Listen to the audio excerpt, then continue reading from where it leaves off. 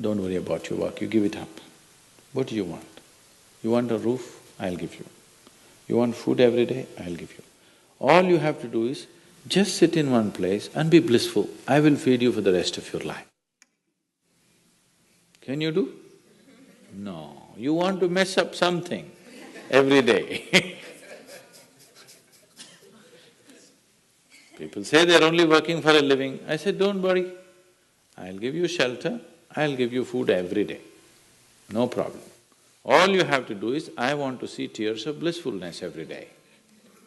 That's all the requirement. You don't have to do any work, you don't have to serve me, you don't have to produce anything, nothing. Just sit here blissfully, we'll feed you, we'll worship you. No.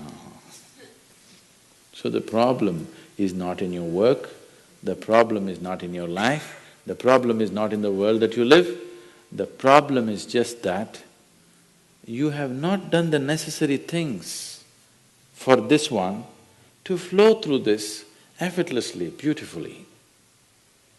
The necessary work has not been done and we're just hoping it'll happen by accident. It doesn't happen by accident. Lot of people in the world think United States of America is heaven. But people who live here don't think so at all. Isn't it so? Isn't it? Lot of people in the world are dying to get an entry into the country. If you open up the southern borders, 10 million people will enter tomorrow morning because they think this is heaven. But you are not experiencing it that way, isn't it? You are not experiencing this as heaven because hell and heaven is not a geographical place. Hell and heaven is what you make out of yourself, isn't it? Too much talk about heaven has been going on because there are too many people who made a hell out of themselves. If you had made a heaven out of yourself, would you talk about going to heaven? If you sit here and you're feeling ecstatic right now, would you aspire to go to heaven, I'm asking? Once it happened, early 20th century, an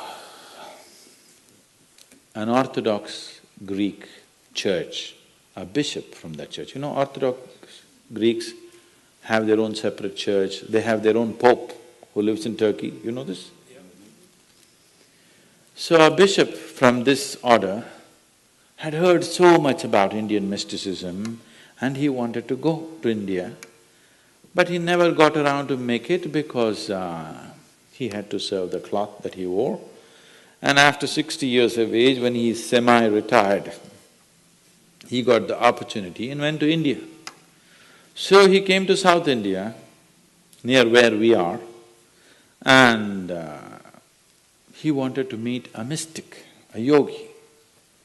So somebody said, go up this mountain, near a cave, there is a yogi sitting, you can go. So our man went, plodded up the mountain, halfway up and went. In front of a cave, an old man with a gentle smile upon his face was just sitting with his eyes closed. So the bishop went and prostrated. He cannot do it, he is not made for that. But they had told him, if you go to India, you have to crawl. He prostrated like this and with all his four limbs he got up. The yogi looked at him with amusement. Obviously, he has never prostrated anywhere before. And he smiled. Then the bishop said, I am like this, I am a bishop. I have served in the church for so long, but I have a few questions, can you answer? The yogi smiled and said, yes, please, whatever the question. Then the bishop asked, what is life? At the age of 60. What is life? So the yogi closed his eyes, became very blissful and said, life is like the fragrance of a jasmine on the spring breeze. And tears of blissfulness flowed out of his eyes as he was saying this. Then the bishop said, no, no, no. Our Pope has told us life is like a thorn and we must renounce it. And even symbolically, Jesus himself wore a crown of thorns. So, how come you say this? Our Pope says otherwise. The yogi looked at him, smiled and said, well, that's his life.